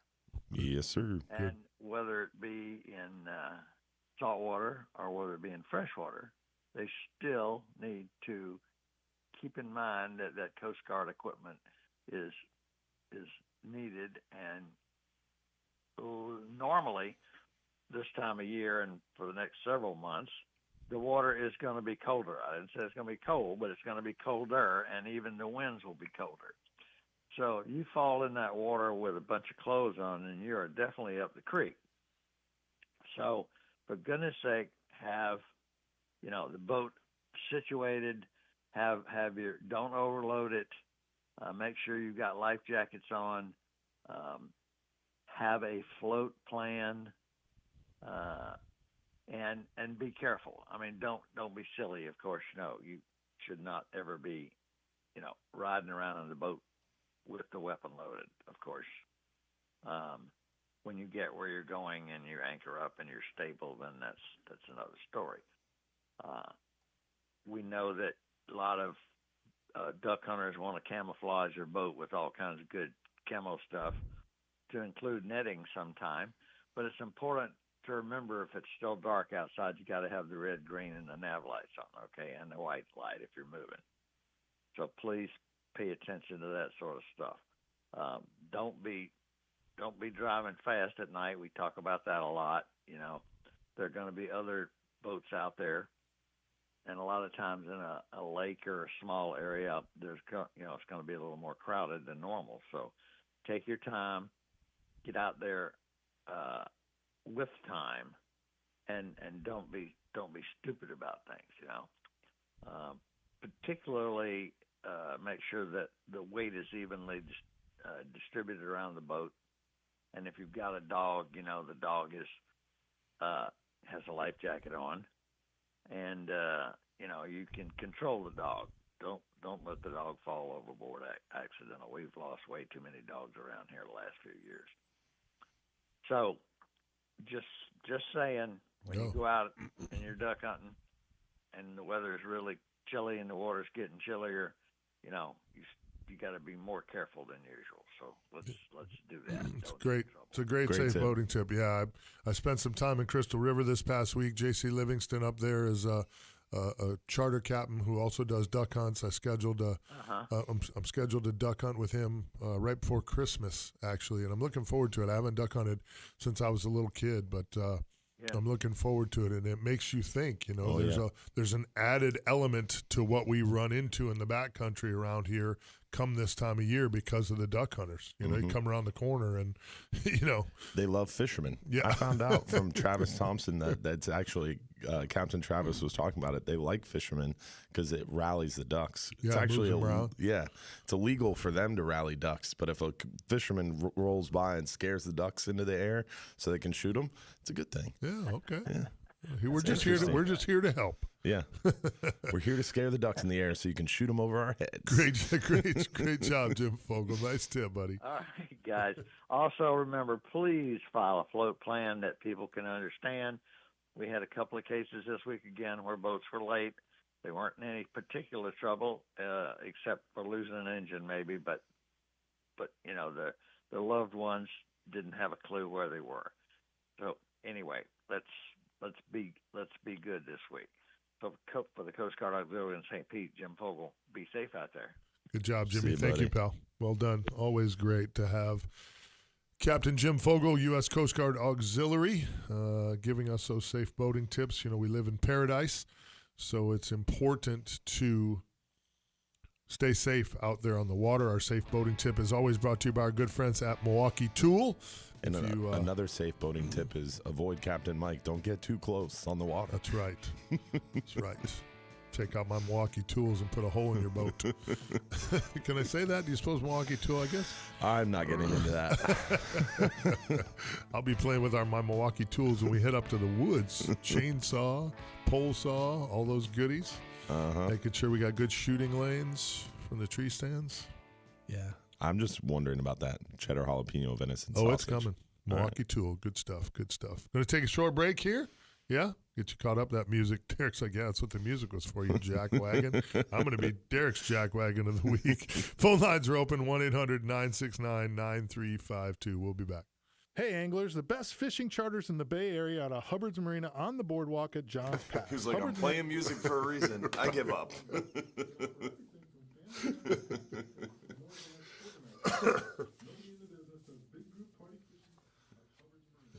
Somebody said you didn't flip them off? David Dahl, was he fishing with you yesterday? He said, tell the story of our trip yesterday. It was a permit. I did tell the story. So he missed it. Yeah, you missed the story. We already told the story. We talked about your 30-pound AJ and your permit on a pilchard. It's crazy, David. Big shark. Don't be a jabroni duck hunter in a boat, Scott Cole said.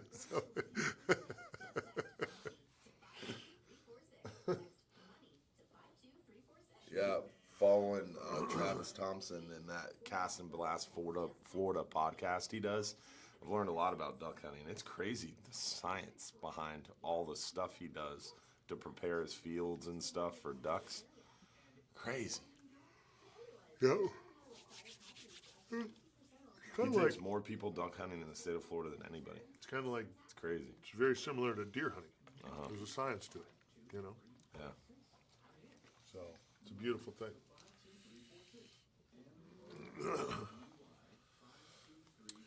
He hunts like almost 40 people a day. Really? Yeah. He's the most active duck hunting operation in the entire state. And where is he out of? Like Winter Haven areas where he lives, but I think his hunting area is like north of Okeechobee. It's either north or south of Okeechobee, I forget. But it's PT Outfitters. What's his name? Captain Travis Thompson. Oh, Travis Thompson. That's right. We've had him on the show when we were gone one time. Yep. Super cool dude. He has a Cast and Blast Florida podcast. You'll meet him Tuesday. He's your handler. No, he's not. Guy with firearms.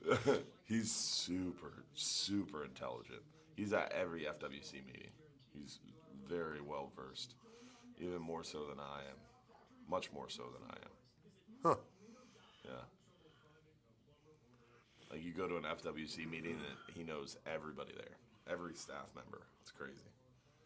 He's been doing it a long time. He has because his approach is really unique. He's not focused on fisheries management. He's focused on management. Like, he talks a lot about how, like, a land management act in Orlando has an effect on our fishery because it's the headwaters of our estuary, which 100%. Water quality affects the fish. 100%. And so he's very, I forget what he calls it, landscape management. That's what he calls it. Marquette. Dave talks a lot about everything that's going on in Orlando with the big mouse affects so much of the water quality and our water issues. And I think that's a lot of what people miss out, misconstrue, don't understand how the water issues are a state problem. You know what I mean? It's a statewide problem because there's so many different things adding to it. Well, it's a nationwide problem. Well, look at the Gulf. I mean, we don't care. I don't care what's going on there. Florida! There's a hypoxic zone in the Gulf, which means there's no oxygen, and that's all the stuff coming out of Mississippi.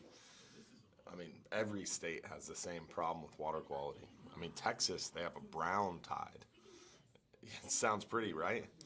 Yeah, and they have really bad, harmful algal blooms that kill fish. So every state experiences what we are seeing. Water quality across the Gulf is not great.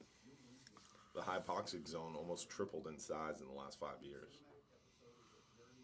crazy. And like Louisiana, they're losing their marsh. Oh, that I know for sure. Disappearing. I've seen a lot of that myself. You can see it on your machine when you're running out there in places in your machine. It's supposed to be green. It's supposed to be, it's all green, but you're like, that's water. 2 foot of water, 3 foot of water. Wow.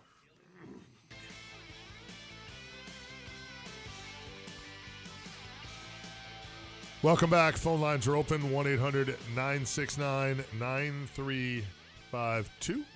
Speaking of duck hunting and shooting things, how about we check in with our good friend Mike Mesra at Tampa Bay Sporting Clays? You like that, how I led into you right there, Mr. Mesra? Good morning. What's up, dog? Talking my language now. Right. Shotguns. As soon as I heard duck hunting, I'm like, I'm calling in. You got him to call in early. Yeah, he called in early. Yeah, it's 7:25. I didn't even know you got up this early. God, you guys start already on me? There's the Mez call, duck hunting. Right. What, we get to shoot things? Exactly. You know what? At duck hunting, I will get up at 4 o'clock in the morning to go hunt. I get it. It's funny what Jim said, because a few years ago, I was out duck hunting, and we did have a little incident in the bay, so you definitely have to be careful. Luckily, I was only in 2 feet of water, but still, incidents do happen out there, so you do have to be careful. I remember when I was a kid, Maz, I was probably 8 or 9 years old.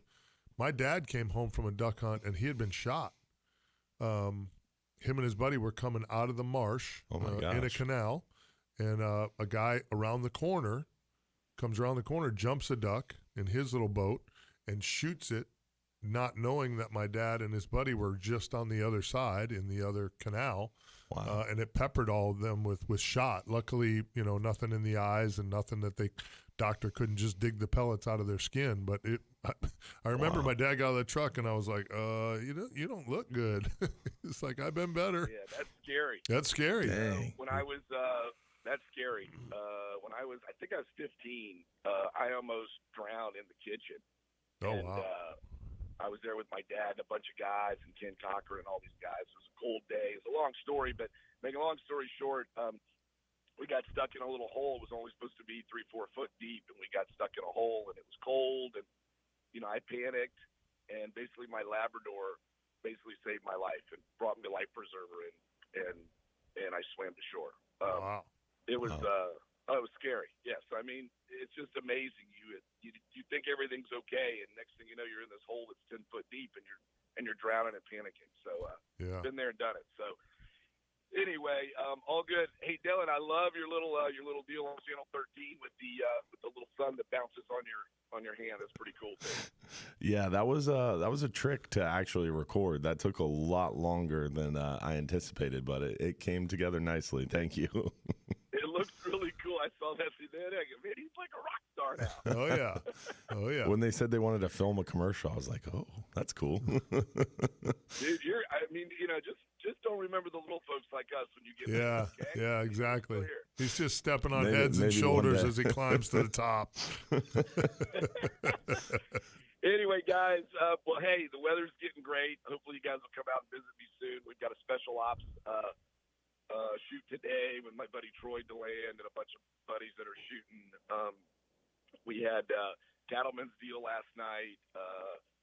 Mystic Crew had a little shoot yesterday, and then we had the SUCA, the Southern Utility Contract Association. So the weather's great. Targets are great. Place looks awesome. So, we've added in a couple new courses and just a lot of cool stuff that I'm always thinking about to mess with everybody. So I look forward to seeing everybody soon. Tell everybody real quick how they can find Tampa Bay Sporting Clays. You got about 20 seconds. Yeah, www.mydbsc.com. Always check our calendar because we do have a lot of events. We've got 6 courses now. We've actually got a food truck coming tomorrow. This girl named Leanne. We're trying to do that on Sundays now. Big family day on Sundays, and everybody's always welcome. We've got instructors, and we're always there to help. It's the best. Mike Mez. Guys out there soon. Mez, we appreciate you, brother. Great call. Thanks, buddy. All right, guys. All right, partner. The man himself, Mike Mesra, Tampa Bay Sporting Clays. If you haven't been out there to try it, you got to go do it. I will be there for sure the day after Thanksgiving. Me and my brother-in-law is all good out there and shoot the day after Thanksgiving. It's a blast. The ladies Literally. ladies go shopping and the boys go shoot clays out of the sky. It's a beautiful, beautiful thing. Phone lines are open, 1-800-969-9352. Light them up. We'll be back.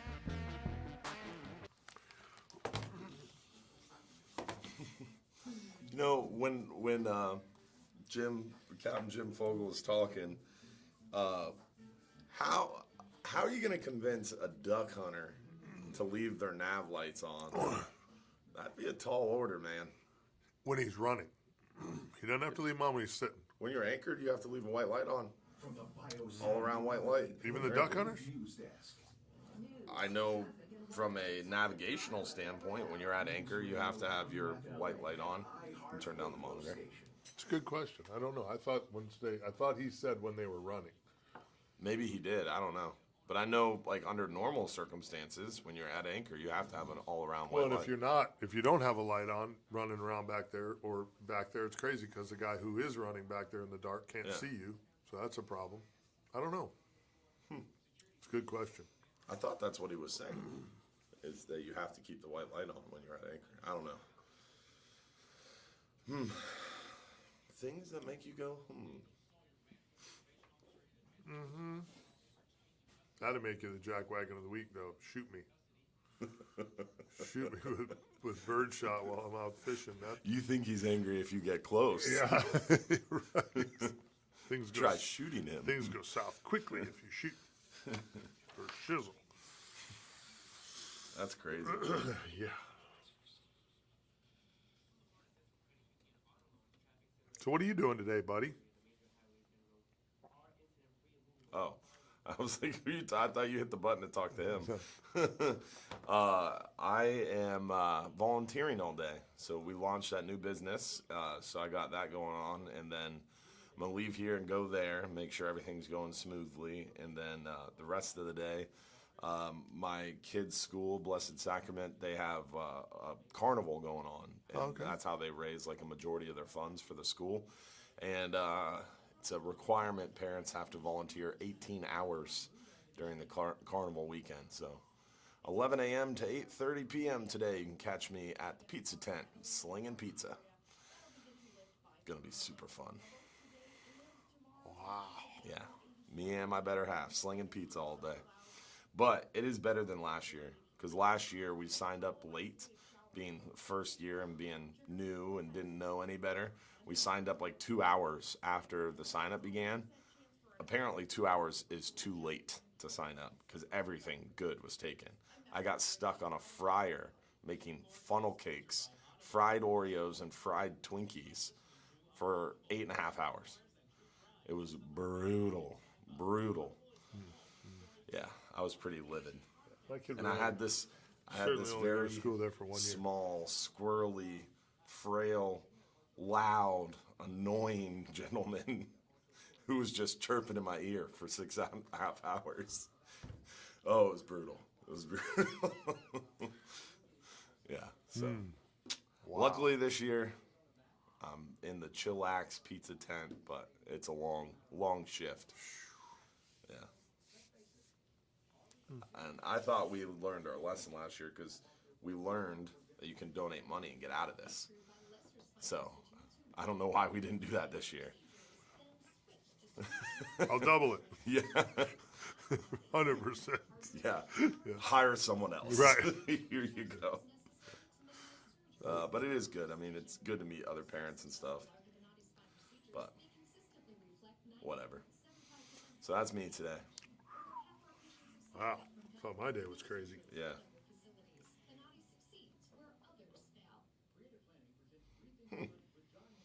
Ryan Balsinger said you can't shoot a half hour before sunrise, or can't shoot before a half hour before sunrise or a half hour after sunset.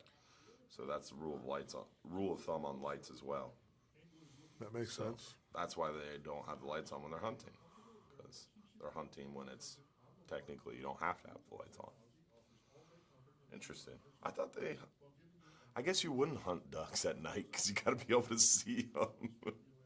Blam, blam, blam, blam. Just praying. Spray and pray.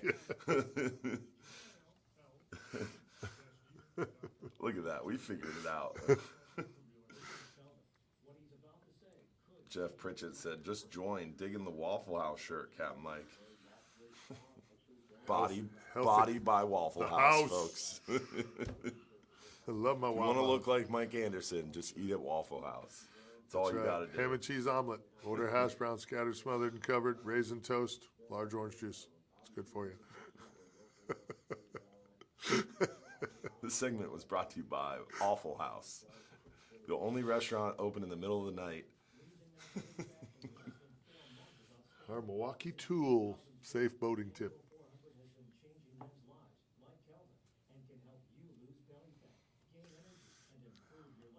What are you doing today? I'm moving my mother-in-law out of our house into her new pad. Oh. Positive thing?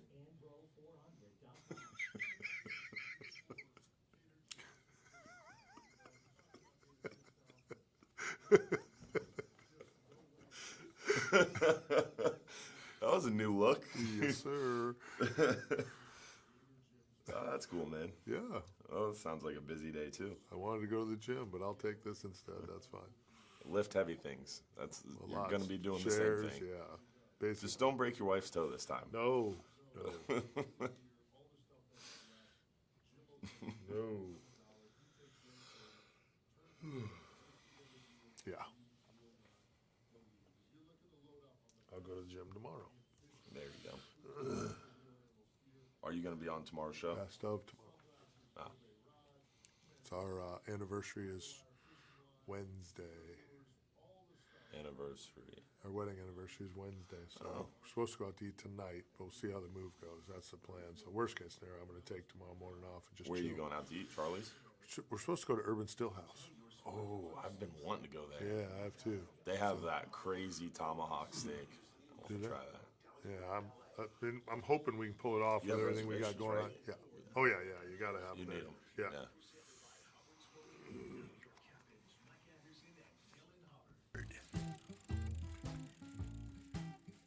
Welcome back. Want to put another shout out to our good friends at Affordable Roofing Systems. You know, that big storm just blew through here. Everybody knows that. Maybe you lost some shingles. Maybe you need a repair. Nobody does it better than our good friends at Affordable Roofing Systems. With over 3 decades of experience in roofing knowledge, they can guide you through this important process. You'll get a lot of tire kickers this time of year. People just rolling through neighborhoods looking for shingles missing and all that stuff. Don't be scammed by those schmuckos that don't know what they're doing. Go with the good people. Whether you need a shingle, metal tile, or a flat roof, they're your safest choice for repairs or replacements. You can call Affordable Roofing Systems today at 1-888-397-ROOF. Why are you laughing at me? Because you said schmuckos. So we got jackwagons, jabronis, and schmuckos this morning. I swear I need a vocabulary book around you. Don't be fooled by the schmuckos. That's right. I'm on radio. I can't say any words that I want to say. We have to say the polite stuff, right? Derek's in there. He's policing us. He's like, yeah, he's got his finger over the dump button the whole time. So he knows I say jackwagon instead of other things. I feel like they dump our whole show. Anyway, go to affordableroofingflorida.com and visit their website. That whole thing got boogered up because you're just It was silly more over memorable. It was more memorable. You're welcome, Affordable Roofing. Oh, man. Let's go to the phones. Maybe Kevin in St. Pete can save us. Kevin, how are you this morning? Good morning. The guys told me that as the superintendent of Jackwagon University, I should call you today. But I can't give you all my Jackwagon stories because I'm hoping to work for the Coast Guard for about 1 more year. But I have a book full of stories that I'll be happy to share with you as I get closer to the finish line. Good morning, Kevin. We could call this like the Jackwagon U, like Jackwagon University. No, he should be the leader of the Jackwagon of the Week segment. Well, all the Coast Guard Command Center can you stuff. Imagine? He's I got can't even imagine. Stories. Yeah, he's probably. You're right. I want in on that book. University, we call it a superintendent. The academies. I love it. On a semi-serious note, I did talk to or text with Jim earlier, but I forgot to tell him Last Saturday, there was a disabled boat 40 miles west of Sarasota that was calling for help that could not hear anyone calling back to them. We launched the C-130 on a small boat and put a pretty robust search effort out there. The vessel was observed in tow by a Good Samaritan after about an hour of flight, and everything. That Good Samaritan brought that boat into where it could get relieved by commercial providers. Wow. The only thing that wasn't perfect about that was if you break down and a boat comes to help you and you called Mayday and shouted for help, I think the best thing to do was one of the two boats could have let the Coast Guard know that the people were safe so that those assets could be used in other adventures. Right, for sure. And there was a boat that was sinking that, luckily, another Good Samaritan, this boat didn't have a working radio, but they were able to get to the boat moments before their boat capsized. So the first indication anybody but those two boats knew that someone was in trouble was when that Good Samaritan let us know that they had recovered both people from the boat and provided the position where the vessel was capsized and afloat so we could put a broadcast out. Wow. So what happened? Jackwagon just made me, it jarred a little bit of my recent memory bank. So thank you. What happened? You're welcome. I'm glad I could You help. can always count on us. Yeah, we're here for you, buddy. What happens? My brain just went to what happens to the capsized boat. I mean, obviously you get the position. Do you send somebody out there to retrieve it, or do you just go out there and sink it and then could send me the coordinates so we have a new spot to fish? It wasn't that. It was a very, I think it was a 16-footer, so it would have been some specialized tactical fishing for us. But they to arrange for its recovery. So the vessel owner is responsible for the vessel. And normally that's what happens. If it's in a navigational channel or it's considered a threat to marine shipping, then some actions can be taken. If it's got large potential for pollution, some actions can be taken. We always put a broadcast out of where that vessel. Oh, I think we lost him. We did lose him. Yeah. All right. But the Coast Guard doesn't mess with the boats, essentially, unless it's a hazard to navigation. Did or he just potential. say that was a 16-foot boat? Yeah. But offshore? Kevin has some seriously good fishing spots. And, yeah, our good buddy, Captain John Gunter, lives very close to their buddies. So, see the correlation. Mr. Gunter, I know why you catch so many big fish now. Well, they share information very closely. How do we get in on that? He took my jackwagon word and he's going to turn it into his own little thing. I think he should be sharing some of the info with me. They have really cool technology at the command center because remember we got invited to do the tour. I didn't get to go. You went without me. Yeah. Well, they have this cool technology that allows them to track a vessel. So like a vessel that's capsized like that, and it literally the algorithm, the technology can track where that vessel is going to be. So if it does eventually end up the tides and the wind and all that. Really? So if it does eventually end up sinking, you basically have a track, a trail of breadcrumbs to try to find that wreck. It's pretty interesting. Brings me back to the idea of just going searching for those wrecks. Yeah. Wow. It's like treasure hunting, but the treasure is a fresh new shipwreck that no one else knows about. How come Joe Key on the feed thinks he said, I think you guys are still buzzed from last night. What's up with that, dude? Probably true. Could be. I mean, I'm not going to deny it. But I don't recall. I don't. I'm going to plead the fifth. Derek, are you in there laughing at us? You seem to be laughing a lot. Derek's laughing at us. I mean, our listeners. I know our listeners. I mean, the people we care about the most are like the people we care about the most are sending jabs at us on our social media. I don't get it. I thought this was a nice, calm show. I mean, we're almost done. We're very professional. Always. I mean, they don't know us. Right. Well, can't you tell? We care. This is obviously the first show he's listened to. You guys are always half-cocked. Let's cover a couple of things here real quick while no one's... If you want to come hang out with us, we got some events coming up. Right.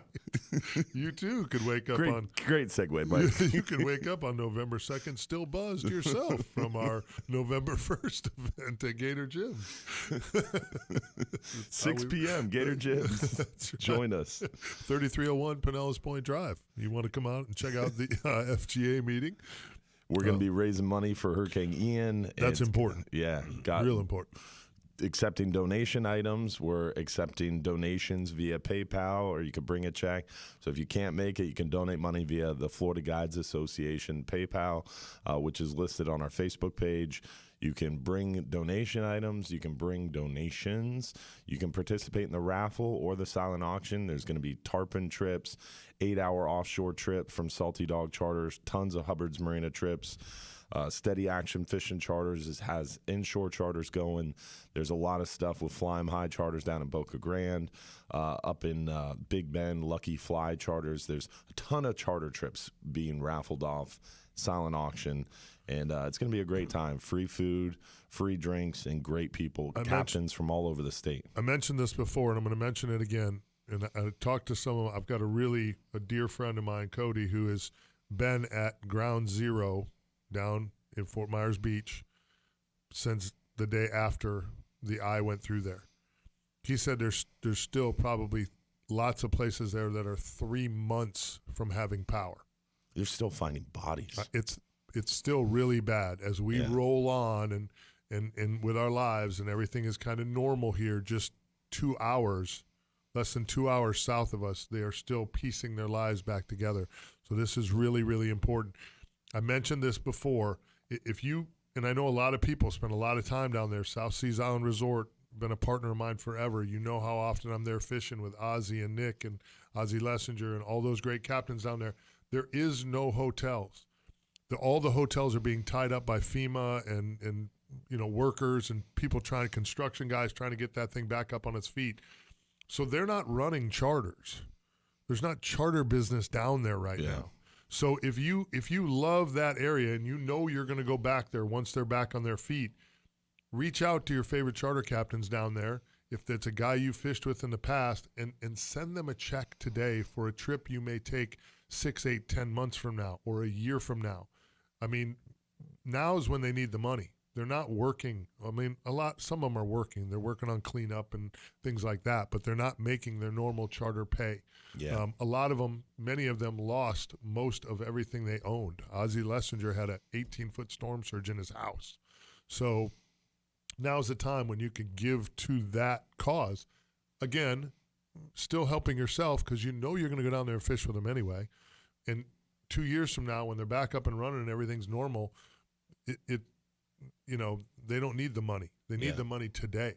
So send some money down there to those guys. It's really mind-boggling to me, the fact that this was only about 2 hours south of us, and these people are not far away from us, and their lives were just destroyed. And even I'm guilty of this. You just get busy and life moves on. Yeah. It's like they talked about this for like 3 or 4 days, maybe 5 days on the news, and it's over. Yeah. Now the news doesn't even hardly cover it. Yeah. It's crazy. These 216 mile an hour gusts. Dude, there is stuff scattered through the mangroves for miles. Yeah. Miles of debris in the mangroves down there. It is absolutely insane what happened. Yeah. Fort Myers, Naples, Northport, that area is just leveled. It's crazy. Yeah. Absolutely crazy. Really sad. Just to think about what they still have in front of them to go through. And again, there's people down there. I know Ozzie Fisher, they got through it pretty unscathed. They're working, him and his brother Nick, or they bought a big old barge, and they're towing this barge, and they're towing stuff back and forth from the islands and helping people out and all that. I get it. You go through this and you move on, but, we can't forget what's going on down there. And they still need help. I still Lots need of help. it. Lots of it. So, again, we'll be there Tuesday night, Gator Gyms, 3301 Pinellas Point Drive, the FGA meeting. Come by, bring your donations, bring your cash. Come by and see us, say hello. Again, Dylan's got me pinned up in this little corner, so you'll have to come find me. He's not going to let me wander in the crowd, I guess. But definitely come by and see me. And then November 19th, again, our good friends at Metropolitan Ministries, we've been doing this for many, many years. Captain Mel was still alive when we did our first one of these many, many years ago. I guess it's 14, 15, 16 years ago now, somewhere in there. Bill Miller will probably remember what year it was we did the first one. But it's Fishing for Hope, our big food drive for Metropolitan Ministries for the holidays. Help us feed those families that are less fortunate. The fishing community always comes together big. 9 to 1, Saturday, November 19th. We'll be there at Metropolitan Ministries helping you download your vehicle. You bring your frozen turkeys, hams, non-perishables, all that stuff. Bring it to Metropolitan Ministries and help us out. Metropolitan Ministries got really hit hard through the hurricane as well, feeding a bunch of people to the south and doing all the great work they do at Metropolitan Ministries. So they need us this holiday season. So we need to rally the troops and give back a little bit. So we got one more segment here on the other side where we're going to wrap things up for you. If you want to join us, you can. We could probably squeeze one call in, 1-800-969-9352. We'll be back.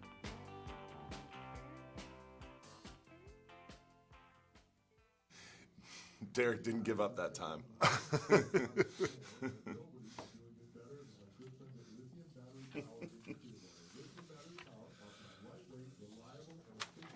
Good stuff. Yes, sir. Good stuff.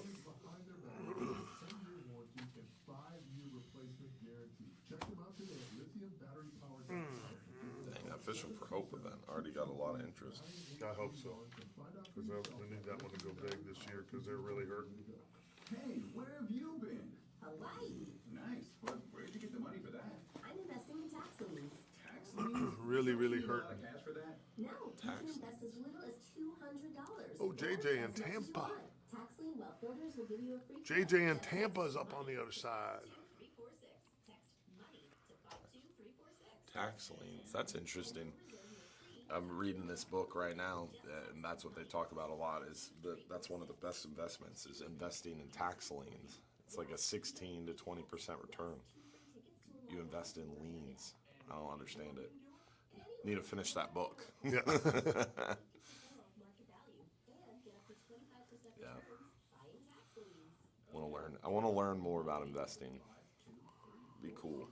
It's like you see these people just doing the side hustle, moving some stuff around on the computer, making hundreds Mad of thousands cash. of dollars. Mad cash.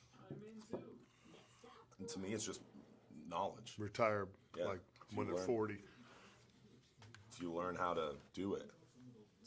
Manipulate the situations. Like, just like, for example, this whole Twitter mess. Like, when he announced that he was going to buy Twitter, stock spike, and then they had all those problems, and, oh, maybe I'm not going to buy it. Stock went into the crapper, and now stock's almost way back up. So if you would have followed that situation and bought when it was low, would have made out like a bandit. So it's like, hindsight's always 20/20, so trying to learn those situations and guess.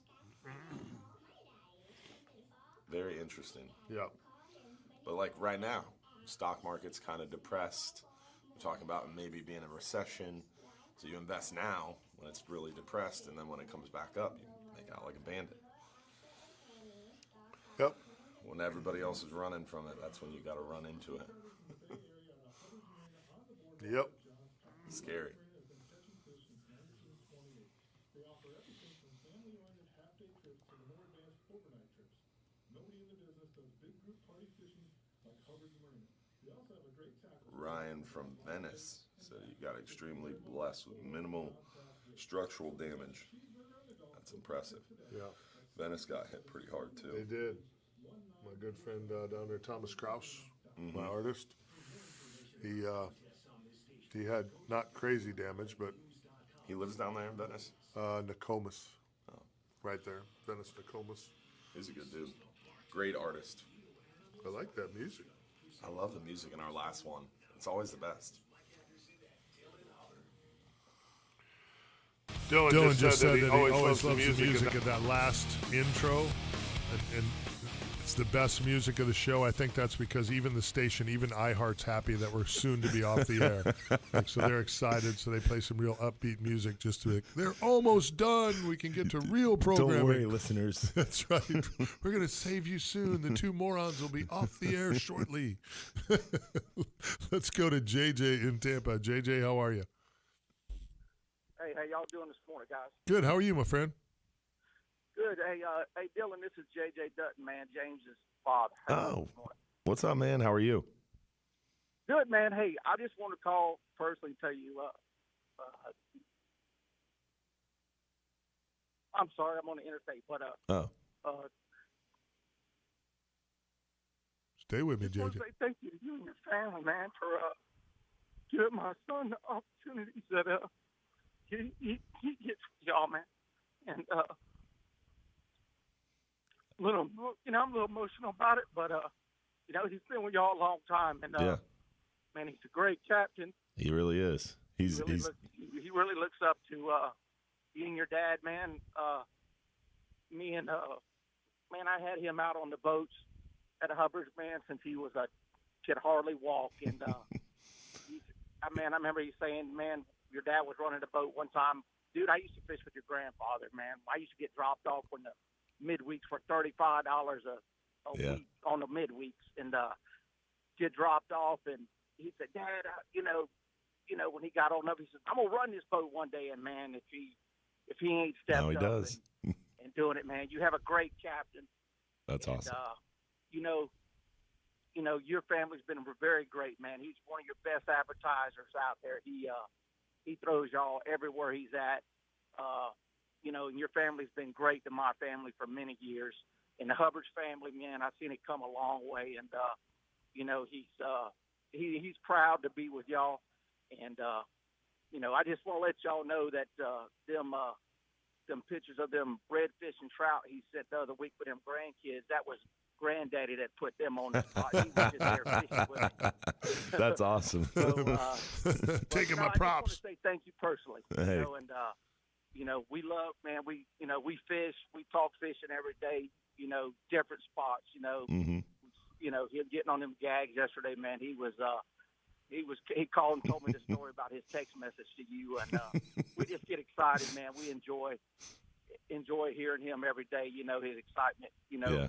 Working with y'all, and I just want to say thank you from my family to your family. We greatly appreciate it. Captain Mike, I met you up in the plantations one time. I was up there working at the power plant and ran into you, man. You're a class act guy, and I watch your show every chance I get a chance. And, James told me about y'all's radio show this morning. I'm on my way to work up in Gainesville. I can't even pick y'all up, but I just wanted to call and give my love to the Hubbard's family. And what a class act fishing team that is over there. And we're very blessed to have y'all in our family. And I would recommend anybody listening to the show, get on Hubbard's. Some of the best captains on the West Coast is right there in the state of Florida. And, man, they'll put you on the fish. Thanks, JJ. I appreciate it. It's a great call, JJ. Thank you so much. Travel safe, my friend, and stay safe out there, all right? Thank you, brother. Bye. All right, nice. What a call. Great call. Nice, very nice. Nice family. You know what I kept thinking about right there, and obviously we got to wrap this up here shortly, but it's family business. That's what it's about. That's what makes it frustrates me, the corporate world, the corporate nonsense that goes on that misses that piece. Yeah. That piece of it right there. That's why as we head into this holiday season, just teed this up for me perfectly. That's why you spend money here locally with the family-owned Shop business. small. The Mahonies, the Hubbards, these great, Jim Bickle with all the great people that work over there, Power Pole, phenomenal company. The same people working there that were there when John Oliverio was just a little garage, and now he's got these two giant buildings that are thousands and thousands of square feet, and the same people still working there. That's where you want to spend your money. That's who you want to be tied to as a community, because that's the kind of love and friendship and familyship that you get right there that JJ just talked about. So great call. Derek, we appreciate you, man. Again, I'm sorry you keep getting punished. I'll talk to Momoa this week and see if we can get you off the schneid and get somebody else in here, my friend.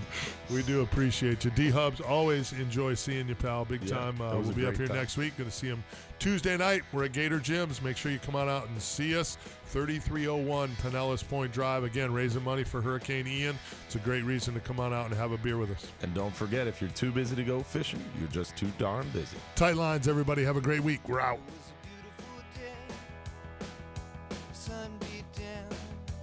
Great show. Just about the time, and this has been happening for years, just about the time when I'm sitting here thinking this might have been the biggest waste of 2 hours ever, you get a call from JJ. Yeah. And it sets you straight on the blessings that I've had now for many years and that you're now enjoying, the listeners, the friendships, the people we've met in this radio journey. So that was great. That was a great call. I enjoyed that. It was pretty cool. Good for you guys. It was ironic because that was the captain I was talking about earlier. Yeah. The captain that we hired back and killed the gags yesterday, that was his dad. That's so cool, dude. That's so cool. You can just hear, you can hear the love and the family, and that's why, like I said, from my heart to all of you, shop local. Spend that money local this holiday season. The times are tough. Everybody's grinding a little bit, probably cutting back a little bit. But spend that money local, man. It's just how this community has been built. It's what it was built on. And no matter how many big skyscrapers or how many big corporations come in here, the core root of that value is right here in the Bay Area is because of those long family-owned businesses that have been here forever. Amen to that. Yeah, man. It's good stuff. Good stuff. Shop small. Yeah. That's the big thing. And keep in mind, certificates. A lot of people are like, oh, well, it's tough to get out there, or it's tough to get a hold of them. You can always buy gift certificates. Yeah. Everybody sells gift certificates. I like gift certificates personally. I know some people think, oh, it's not very personal. You just got a gift certificate. To me, it's more personal because now you're letting me decide when I go. Yeah. When I can go fishing then whenever I want, or I can go get to Gator Gyms and pick up what I need, not what you thought I wanted or what you thought I needed, but what I really want or what I really need at that time. Sometimes I just hang on to that gift certificate for 2 months. Next thing you know, I need a new cast net, and boom, you got that gift certificate right there. Saves the day. She's ready to rock and roll. Yeah. When you're ready. Yeah, it's good stuff. Yep, we'll see you guys next week for another Tuesday episode. Night. We'll see you Tuesday night. Tuesday night as well. Come out and hang out with us. See if Mike can make it through the night without getting in trouble.